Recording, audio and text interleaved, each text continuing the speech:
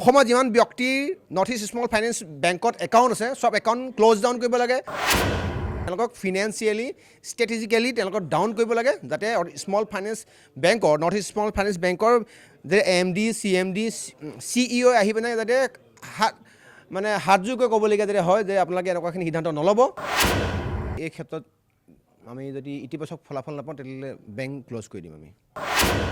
এই প্ৰাইভেট যিবিলাক ছেক্টৰ্ছ আছে প্ৰত্যেকটো ছেক্টৰ ডাঙৰ ডাঙৰ পোষ্টত থকা মানুহবিলাকে হ'ল বহিৰাগত আমি আপুনিয়ে মই চিনি নোপোৱা অপৰাধী মানুহ তেওঁলোকৰ ৰিম'টটো চলি থাকে নাগপুৰৰ পৰা ৰিম'টটো চলি থাকে আপোনাৰ দিল্লীৰ পৰা উত্তৰ প্ৰদেশৰ পৰা আচ্ছা নৰ্থ ইষ্ট স্মল ফাইনেন্স বেংকে যিটো দাবী কৰিছিলে যে আমি নৰ্থ ইষ্ট স্মল ফাইনেন্স নামেৰে অসমৰ আৱেগ অনুভূতি আজৰি আনি পেলাই ৰাইজৰ টকাৰে আমি যিখিনি ব্যৱসায় কৰিছোঁ এই কথাখিনি তেওঁলোকে যি অলপ দিনৰ আগত মন্তব্য দি গৈছে সেই মন্তব্যখিনি একদম 100% নস্যাৎ কৰি দিয়াত সহায় কৰা বিশেষ ব্যক্তিজনে হ'ল অসমৰ মাননীয় মুখ্যমন্ত্ৰী ডাঙৰীয়া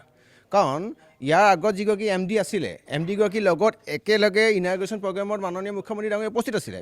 আৰু নৰ্থ ইষ্ট স্মল ফাইনেন্স বেংকৰ নামাকৰণ এতিয়া সলনি হ'ব স্লাইছ নামৰ এটা প্ৰতিষ্ঠানে উক্ত বেংকৰ গোটেই কাম কাজ চলাব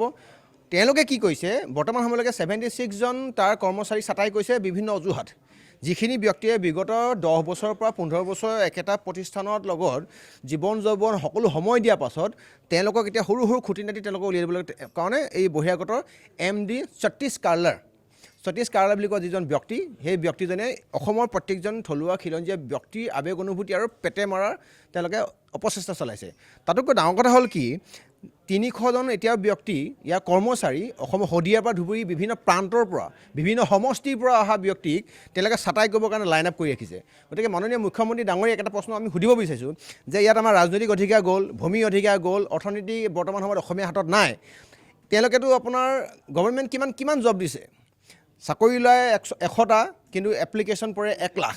এতিয়া এই প্ৰাইভেট যিবিলাক ছেক্টৰ্ছ আছে প্ৰত্যেকটো ছেক্টৰ ডাঙৰ ডাঙৰ পোষ্টত থকা মানুহবিলাকে হ'ল বহিৰাগত আমি আপুনিয়ে মই চিনি নোপোৱা অপৰাধী মানুহ গতিকে তেওঁলোকৰ ৰিম'টটো চলি থাকে নাগপুৰৰ পৰা ৰিম'টটো চলি থাকে আপোনাৰ দিল্লীৰ পৰা উত্তৰ প্ৰদেশৰ পৰা আমাৰ ইয়াত এই সৰু সুৰা মানে পদবিলাকত আমাৰ খাটি খোৱা মানুহক কম দৰমহা তেওঁলোকে চাকৰি দিয়ে তাৰোপৰি এই বৰমূৰীয়াবিলাকৰ আমাৰ এই থলুৱা যিসকলে 8 ঘণ্টা 12 ঘণ্টা কাম কৰে তেওঁলোকৰ ওপৰত দাদাগিৰি মতালি চাকৰ দৰে ব্যৱহাৰ কৰে নৰ্থ ইষ্ট স্মল ফাইনেন্স বেংকৰ যোৱাকালি আমি প্ৰায় 10-12 জন আমাৰ কৰ্মচাৰীক লগ কৰিছোঁ তেওঁলোকৰ যি মৰ্ম বেদনাক আপুনি ভালদৰে যদি আপুনি উপলব্ধি কৰে আপুনি কথা বুজি পাব যে তেওঁলোকে কিমান এটা হেৰুৱাৰ বেদনাত আহি বিলাসিতা অসমৰ লগত যোগাযোগ কৰিছে যোৱাকালি যেতিয়া মই কথাখিনি মই নিজৰ বিকাশ অসম নামৰ পেজটোৰ যোগেদি ৰাইজৰ মাজলৈ এৰি দিলোঁ এই বস্তুটোতে তোল পৰা লাগিছে এতিয়া মই জানিব বিচাৰিছোঁ যে মাননীয় মুখ্যমন্ত্ৰী মহোদয়ে বিদেশ ভ্ৰমণে কৰি থাকিব নে অসমৰ শদিয়াৰ পৰা ধুবুৰীলৈ হৈ থকা খিলঞ্জীয়া থলুৱা ডেকা গাভৰু 30-35 বছৰ বয়সৰ যিবিলাক ল'ৰাই চাকৰি হেৰুৱাইছে তেওঁলোকৰ হৈ মাত মাতিব গতিকে মাননীয় মুখ্যমন্ত্ৰী ডাঙৰীয়াৰ ৰঙা দলিচা পাই দিব লাগিব পাই নিদিয়াকৈ তেতিয়াহ'লে বহিৰাগত ব্যক্তি ইমান আমাৰ ওপৰত আমাৰ ল'ৰা ছোৱালীৰ ওপৰত আমাৰ ককাই ভাইৰ ওপৰত কেনেকৈ ইমান মতাগিৰি দেখাব গতিকে এনেকুৱা এজন ব্যক্তিয়ে এনেকুৱা এজন মাননীয় মুখ্যমন্ত্ৰীয়ে কেৱল নিজৰ চকীখনক তেওঁ ধৰি ৰাখিবৰ কাৰণে যদি বিদেশ ভ্ৰমণ কৰে তেওঁলোকে যদি ৰাষ্ট্ৰীয় ব্যক্তি যদি তৈলমৰ্দন কৰি থাকে তেতিয়াহ'লে আহি থকা দিনত আমাৰ নিজৰ থিয় হৈ থাকিবৰ কাৰণে জেগাডোখৰ নাথাকিব গতিকে ইয়াৰ পৰা এটাই আমাৰ অনুৰোধ অসমৰ যিমান ব্যক্তিৰ নৰ্থ ইষ্ট স্মল ফাইনেন্স বেংকত একাউণ্ট আছে সব একাউণ্ট ক্লোজ ডাউন কৰিব লাগে একাউণ্টবিলাক তেওঁলোকে উইথড্ৰ কৰিব পিনে দৰকাৰ হ'লে আমাৰ অসমত বৰ্তমান সময়ত তেনেকুৱা আপোনাৰ বেংকৰ অভাৱ নাই ঢেৰ বেংক আছে হাজাৰ বিংশতি বেংক আছে বেংকত বেলেগ একাউণ্ট খুলিবলৈ তেওঁলোকক ফিনেন্সিয়েলি ষ্ট্ৰেটেজিকেলি তেওঁলোকক ডাউন কৰিব লাগে যাতে স্মল ফাইনেন্স বেংকৰ নৰ্থ ইষ্ট স্মল ফাইনেন্স বেংকৰ যে MD CMD CEO আহি পিনে যাতে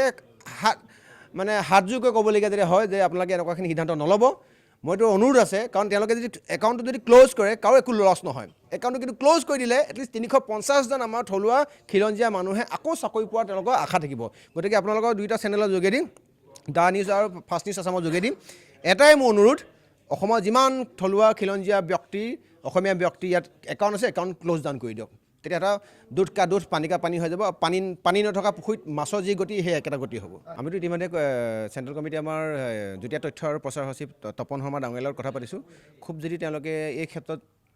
আমি যদি ইতিবাচক ফলাফল নাপাওঁ তেতিয়াহ'লে বেংক ক্লোজ কৰি দিম আমি